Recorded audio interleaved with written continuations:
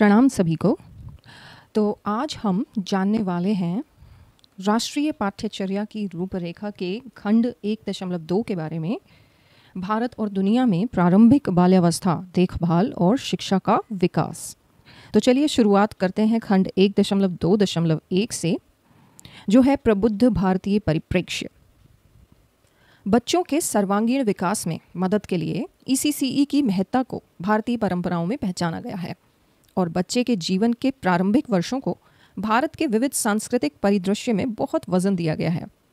छोटे बच्चों में मूल्यों के विकास और सामाजिक क्षमताओं सहित सर्वांगीण विकास को प्रोत्साहित करने के लिए परंपराओं और प्रथाओं की एक समृद्ध श्रृंखला इस देश में है। इस तरह की पारंपरिक देखभाल संयुक्त परिवारों और समुदाय के भीतर होती थी।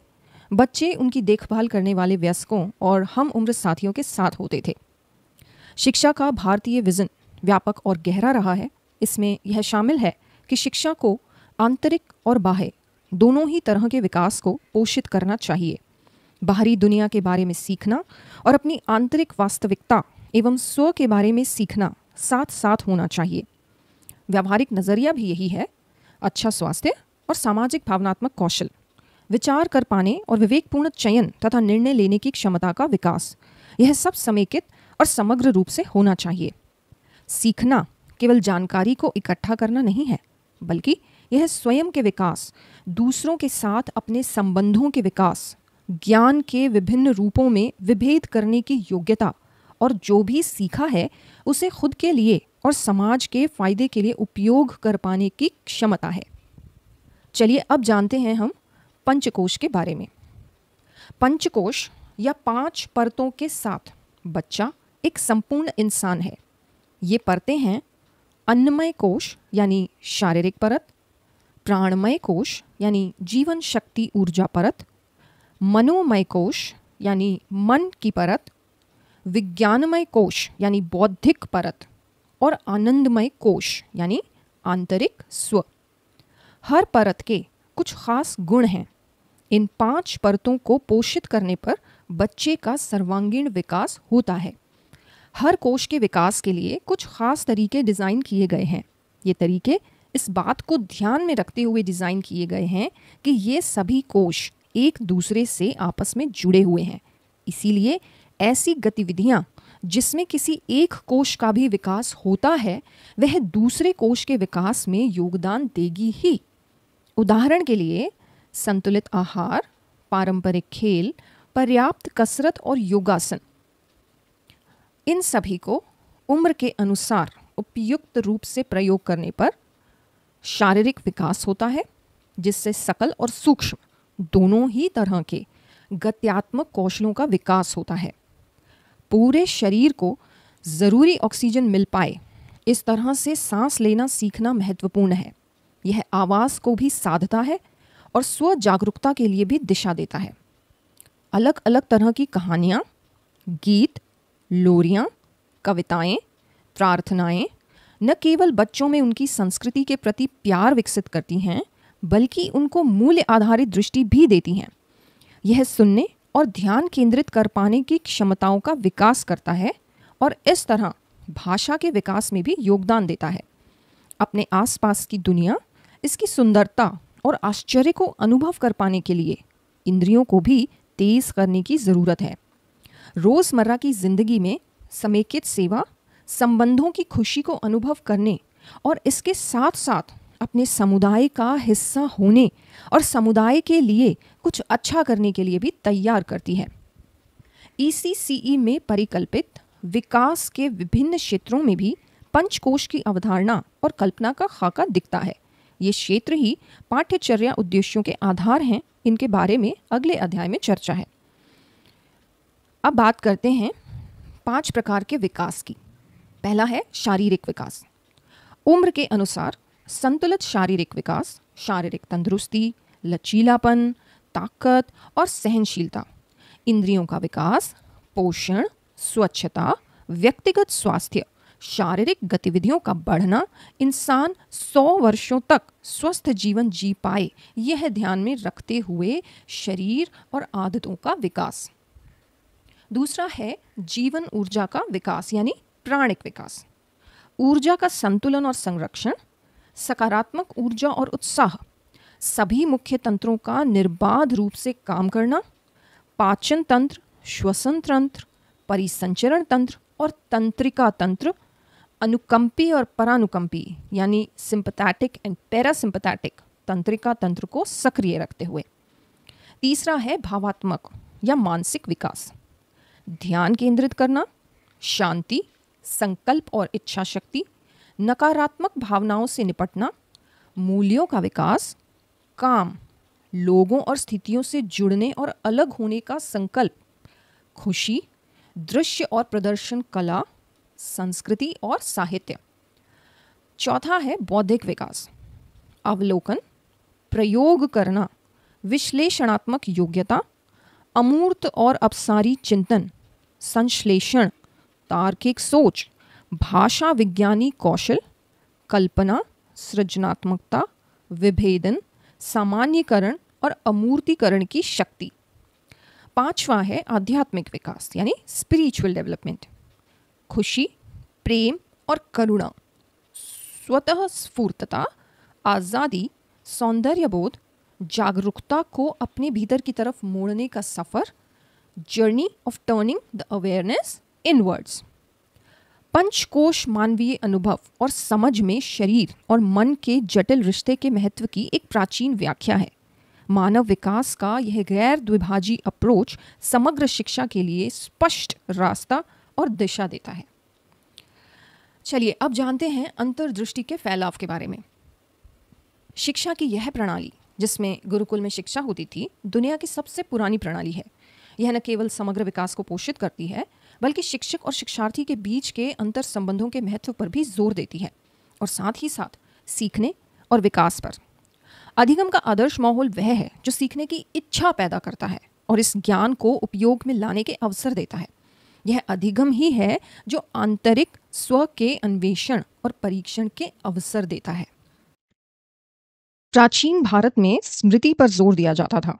यह इंसान के संपूर्ण विकास के लिए जरूरी है। प्राय इसका गलत अर्थ लगाया जाता है और इसे रटने पर जोर देना समझा जाता है, लेकिन सैद्धांतिक रूप से जब बच्चे निष्ठा से खुद अभ्यास करते हैं तो यह रटना नहीं होता है। संज्ञानात्मक विज्ञान के क्षेत्र में किए गए मौजूदा शोध इंगित करते हैं कि स्मृति, क्रियाशील स्मृति और दीर्घकालीन स्मृति दोनों ही संज्ञान और समझने में एक खास भूमिका अदा करती है। कक्षा में स्मृति पर सही तरीके के जोर नहीं देने का अक्सर परिणाम यह होता है कि पर्याप्त परिणाम हासिल ही नहीं हो पाते। कक्षा में स्मृति का सीखने में उपयोग हो, इसके लिए कुछ गतिविधियां हो सकती हैं। सोचे समझे और नियमित अभ्यास, गहरी प्रक्रियाएं, संकेतों को निर्मित करना, संबंध जोड़ पाना और संगति बना पाना। इस एनसीएफ के उद्देश्यों और शिक्षण शास्त्र की अप्रोच में यह परिलक्षित होता है और यह स्कूली शिक्षा के सभी वर्षों में, विशेष रूप से प्रिपरेटरी, मिडिल और सेकेंडरी चरणों में प्रासंगिक है। अधिकांश भारतीय परंपराओं में बच्चों को शायद ही कभी कोरी खाली स्लेट के रूप में देखा जाता है। यहाँ तक कि शिशुओं को भी ऐसा माना जाता है कि उनके पास कुछ प्रवृत्तियां हैं जो दुनिया के साथ उनके संबंधों को प्रभावित करती हैं। इन परंपराओं में बच्चों को एक सामाजिक प्राणी और एक अद्वितीय व्यक्ति दोनों के रूप में देखा जाता है, जो संदर्भ के साथ साथ अपने चुनावों से भी प्रभावित होता है। अधिगम से बच्चे को कुछ काम करने और उसके फलस्वरूप मिले परिणामों को स्वीकार करने के लिए तैयार करने में मदद मिलनी चाहिए। जिस सांस्कृतिक दृष्टिकोण से शिक्षा को समझा जाता है, वही फिर व्यक्तित्व के विकास एक महत्वपूर्ण पहलू बन जाता है। वैदिक युग से ही आयुर्वेद की भारतीय प्राचीन समग्र प्राकृतिक चिकित्सा प्रणाली प्रारंभिक बाल्यावस्था के तरीकों के लिए एक मार्गदर्शक रही है। इसकी 8 शाखाओं में से एक बच्चों की देखभाल के लिए समर्पित है। आयुर्वेद की किताबों में बच्चों की देखभाल, संबंधित ज्ञान और समझ का एक समग्र दृष्टिकोण था। इनमें जैविक, मनोवैज्ञानिक, सामाजिक और सांस्कृतिक दृष्टिकोण परस्पर समावेशी हैं। आयुर्वेद के समसामयिक तरीकों में कश्यप संहिता के पहले खंड कौमार भृत्य को अक्सर बाल रोग, स्त्री रोग और प्रसूति के संदर्भ में परामर्श देने के लिए संदर्भित किया जाता है। यह 6वीं शताब्दी ईसा पूर्व में लिखा गया है, ऐसा माना जाता है। आयुर्वेदिक ग्रंथ बाल विकास के बारे में विस्तार से, उदाहरण के तौर पर ताज़ी हवा, हरियाली और पर्याप्त धूप से भरपूर वातावरण बच्चे के समग्र विकास को बढ़ावा देता है। वाचा एक कायाकल्प करने वाली जड़ी बूटी है। यह स्वाद में कड़वी होती है और सूखे रूप में इसका प्रयोग बच्चे के तंत्रिका तंत्र पर सकारात्मक प्रभाव डालता है। संस्कृत में वाचा का अर्थ है स्पष्ट रूप से बोलना। यह जड़ी बूटी बुद्धि और अभिव्यक्ति को उद्दीप्त करती है। वाचा को प्रतिदिन शहद के साथ लेने से वाणी में सुधार होता है, जैसे स्मृति, शब्दों का चुनाव और उनको बोलने का ढंग, टोन आदि। प्रचारित रूप में वेद माँ और बच्चे दोनों को एक सहजीवी इकाई के रूप में देखते हैं और ये संस्कारों या धार्मिक रिवाजों के साथ साथ निर्धारित विकासात्मक दृष्टिकोण और बच्चों की देखभाल के तरीकों पर जोर देते हैं। बच्चे की उम्र के आधार पर ये संस्कार बच्चे के जीवन चक्र के प्रत्येक चरण में इष्टतम शारीरिक और मनोवैज्ञानिक प्रगति का अनुक्रम करते हैं और ये अलग अलग विकासात्मक पड़ावों द्वारा चिन्हित होते हैं। उदाहरण के लिए अन्नप्राशन यानी आमतौर पर जन्म के बाद छठे महीने में बच्चे को ठोस भोजन देना और विद्यारंभ या अक्षराभ्यास यानी औपचारिक रूप से बच्चे को वर्णमाला से परिचित कराना एक बच्चे के विकास से संबंधित संस्कार हैं और जीवन के पहले 8 साल के भीतर कर दिए जाते हैं। ये संस्कार बच्चे के जीवन की यात्रा में 4 पुरुषार्थों धर्म, धार्मिकता, सच्चाई, अर्थ यानी धन, काम यानी सुख और मोक्ष यानी मुक्ति की खोज में संलग्न होने के साधन है। इसी तरह के विचार और तरीके पूरे देश की व्यापक सांस्कृतिक परंपराओं में व्याप्त हैं। उदाहरण के लिए प्राचीन संगमा युग और उसके पहले भी तमिलनाडु व इसके आसपास में नागा और मीजो परंपराओं में और निचले हिमालय की स्थानीय परंपराओं में बच्चों की देखभाल के बहुसांस्कृतिक होने का प्रमाण, जो मुख्य रूप से घर और परिवार पर आधारित था और एक पीढ़ी से दूसरी पीढ़ी को दिया गया, यह शिशु और बाल खेलों, लोरी, बच्चों की लोक कथाओं, तुकबंदी और पहेलियों, लोक खिलौने और शिशुओं के लिए मालिश आदि में प्रकट होता है। यह सभी भारतीय बचपन का एक अभिन्न अंग रहा है। बच्चों की देखभाल और विकास को लेकर संस्कार की अवस्थाओं और आधुनिक वैज्ञानिक विचारों व ज्ञान में जो घनिष्ठ संबंध है वह उल्लेखनीय है। एक उदाहरण है 6 महीने के बाद अन्नप्राशन या दूध छुड़ाना, जो वर्तमान में कही जाने वाली इस बात से पूरी तरह जुड़ता है कि जीवन के पहले 6 महीनों में स्तनपान पर विशेष जोर हो।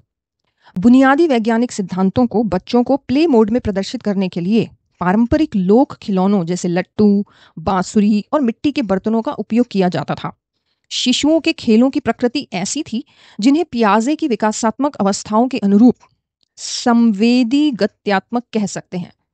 कविताएं, पहेलियां और कहानियां जिनमें बच्चों को मजा आता है, वे बच्चों को भाषा के वातावरण में डूबने देती हैं। जहां इनमें से कुछ प्रथाएं अभी भी बड़े या संयुक्त परिवारों में दिखाई दे रही हैं, वहीं पारिवारिक संरचनाओं में बदलाव और एकल परिवारों की ओर रुझान के परिणाम स्वरूप ये प्रथाएं कमजोर भी हो रही हैं।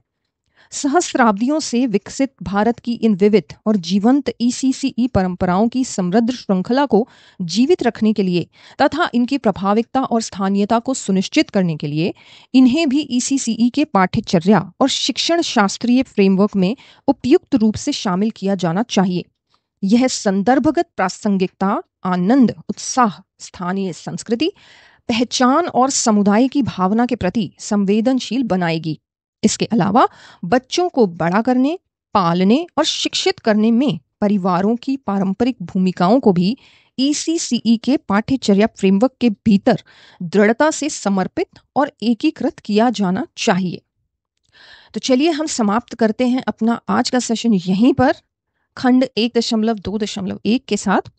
फिर मिलेंगे अगले सेशन में अगले खंड के साथ।